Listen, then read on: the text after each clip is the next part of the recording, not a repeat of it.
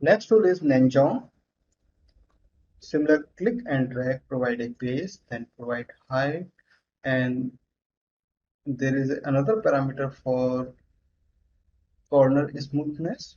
We access that parameter from the modify section like this. These are corner plates, and by changing the side you can modify it like this.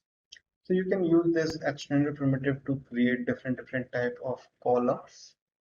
Next tool is RingWave. First create a outer radius, then provide a inside radius. And the third parameter is height, but by using pointer it not reflect sometime. Just click and then right click. Now go to modify section, and it's a height parameter. You can increase the height of this tool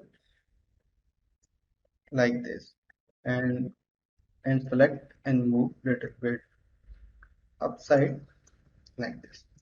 Okay, so now change the parameters. First parameter is radius, is related to inside and outside radius, and then radius segments, little bit zoom. So these are radial segments.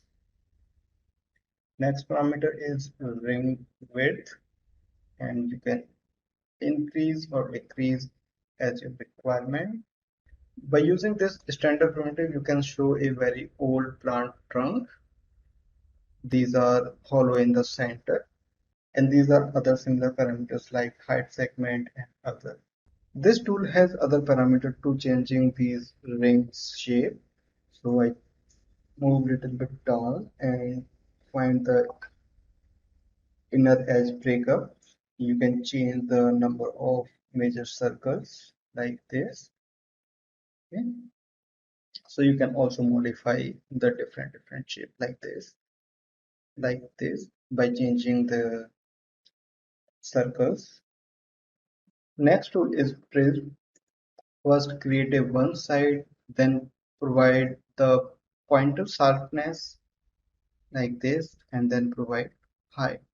So it's a triangle type shape, and go to modify section and change the length 1, length 2, and length 3. Okay, and the change height. Next tool is Torus Knot. It's just for presentation purpose, and many artists use this for texturing purpose for presenting the materials. Next tool is chamfer cap. So first define a base, then provide height, and sometimes flit is not accepting on the viewport, so just click and then right click. Go to modify section. It's called radius, it's called height, similar slender parameters. Okay, but this tool has fillets for corners, up or downside, like oil tank. We also have the similar geometry spindle, and we can create by using this also like this. It's almost same. Okay, so some geometry is created by other geometries, so you can choose which geometry you want to use. And the other tool like oil tank, it's called Capsule. So just click and drag and provide height.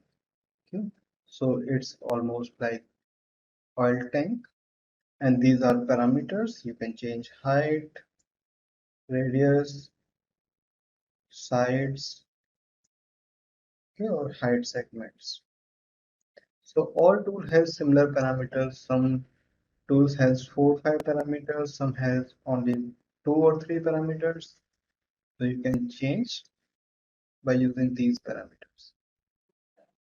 And the other 3 tools you can use for fabrication purpose like L extended, C extended, and hose. First create L extended, click and drag, provide a length, then provide height, and then provide thickness. So sometime,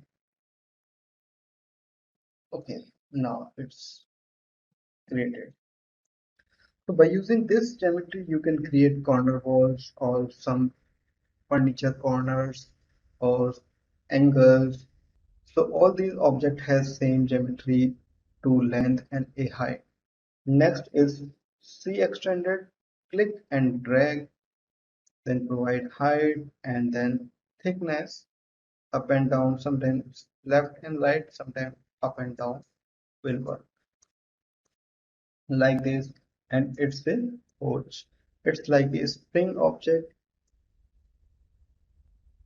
like this. Okay? And it's a height parameter, and these are other parameters related to circles like this. These look like springs. Okay? You can modify the start or end points like this. Okay? In this class, we learned extended primitive. I hope you like this class. From the next class, we cover the shapes. If you like this tutorial, please subscribe my channel and like this video.